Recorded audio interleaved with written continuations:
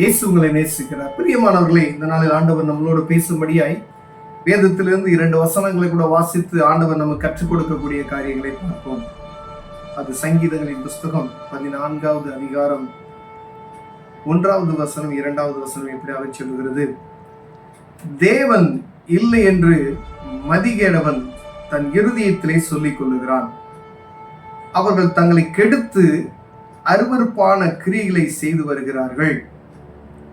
நன்மை செய்கிறவன் ஒருவனும் இல்லை. தேவனை தேடுகிற உணர்வுள்ளவன் உண்டோ என்று பார்க்க கர்த்தர் பரலோகத்திலிருந்து மனுபுத்திரரை கண்ணோக்கினார். பிரியமானவர்களே, தேவன் இல்லை என்று மதிகேடன் சொல்லுகிறான் என்று வேதம் சொல்லுகிறது. நிறைய இடத்துல பார்த்தோம், கடவுள் இல்லை, நாஸ்திகர்களை பார்த்திருப்போம், கடவுள் இல்லை அப்படின்னு சொல்லுவாங்க. ஆனா வேதம் சொல்லுகிறது கடவுள் இல்லை என்று சொல்லுகிறவன் மதிகேடன் என்று வேதம் சொல்லுகிறது. பிரியமானவர்களே, வேத புத்தகத்துல ஆணி அடிக்கப்பட்டது போல எழுதப்பட்டிருக்கிறது. நம்மளை உருவாக்கினவர் அவர் என்பதை மறந்த ஒரு சூழ்நிலையில் மனிதன் ஒரு மூர்க்கமாய் பேசுகிறது. கடவுள் இல்லை, யார் நம்மளை படைச்சா தெரியுமா? அப்ப நம்மளை உண்டாக்கினவர் அவர். நம்ம வேதத்துல முன்னாடி நம்ம வாசித்தோம் அப்படின்னு சொன்னோம்னா, தேவ சாயலாய் படைக்கப்பட்டோம். யார் அந்த தேவன்? கடவுள். எல்லா உலகத்துல இருக்கக்கூடிய எல்லா மனுஷனுக்கும் அவரே சிருஷ்டி கர்த்தர். இப்ப தேவன் இல்லை என்று சொல்லும் மதிகேடன். ஏன் அப்படி சொல்றாங்க அப்படின்னு சொன்னா, அவர்கள் தங்களை கெடுத்து அருவருப்பான கிரிகளை செய்து வருகிறார்கள். நன்மை செய்கிறவன் ஒருவனும் இல்லை. கடவுள் இல்லை அப்படின்னு சொல்லிட்டா நம்ம பாட்டுக்கு எப்படி வேணாலும் போய்க்கலாம், எப்படி வேணாலும் வரலாம், என்ன வேணாலும்.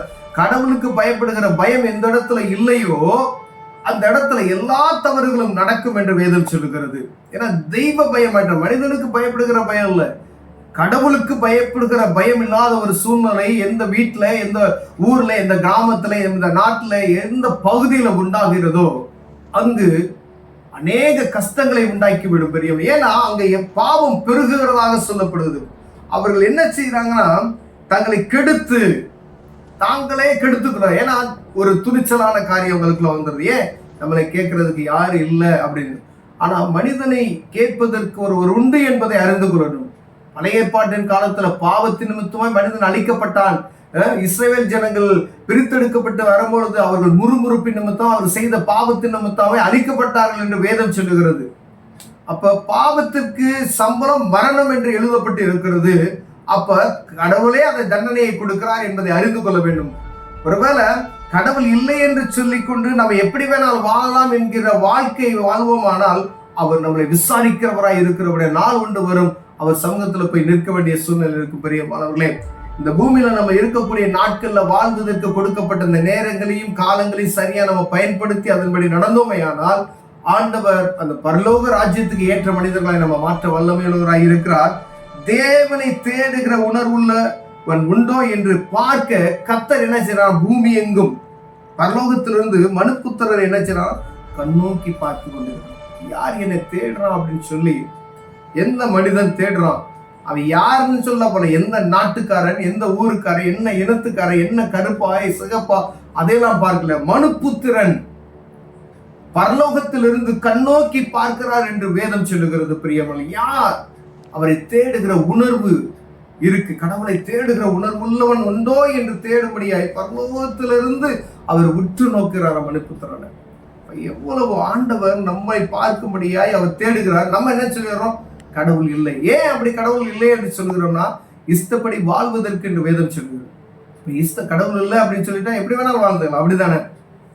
அப்ப கடவுளுக்கு பயப்படுகிற பயம் நமக்கு உண்டுனா அவர் இருக்கிறார் விசுவாசிக்கணும். கடவுள் இல்லாதபடி பூமி இல்லை. அண்ட சராசரங்களையும் சிருஷ்டித்தவர் அவரே என்பதை நாம் அறிந்து கொள்ள வேண்டும். நட்சத்திரங்களையும் வானத்தையும் பூமியையும் சூரியனையும் சந்திரனையும் படைத்த சர்வ வல்லமையுள்ள தேவன் அவர்.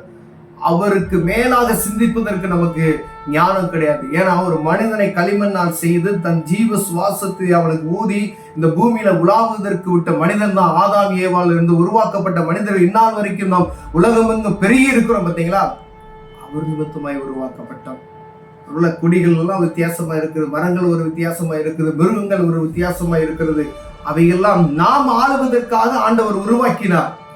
ஆனா இவைகளை நம்மளை விசேஷமாய் படைத்தது, இந்த பூமியில இருக்கக்கூடிய அனைத்தையும் ஆளுகை செய்வதற்கு நம்மை உருவாக்கினார். அது தேவ சாயலாய் உருவாக்கினார் என்று வேதம் தெளிவாக நமக்கு கற்றுக் கொடுத்திருக்கிற பெரியமானவர்களே. இதுல நம்ம குறைச்சல் இதை நம்ம அறியாமல் இருந்தோம்.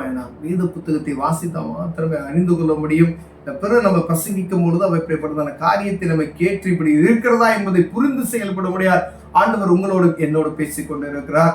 கண்களை மூடுவோம், ஜெபம் செய்வோம். அன்பின் தகப்பனே, ஆண்டவரை அறிகிற ஞானத்தை எங்களுக்கு தாங்க. ஆண்டவரே, தேவன் இல்லை என்று சொல்லுகிற வார்த்தைகளை விட்டு தூரப்படுத்துவீராக. அறிகிற ஞானத்தை தாங்க. இயேசுவின் நாமத்தில் பிதாவே, ஆமென்.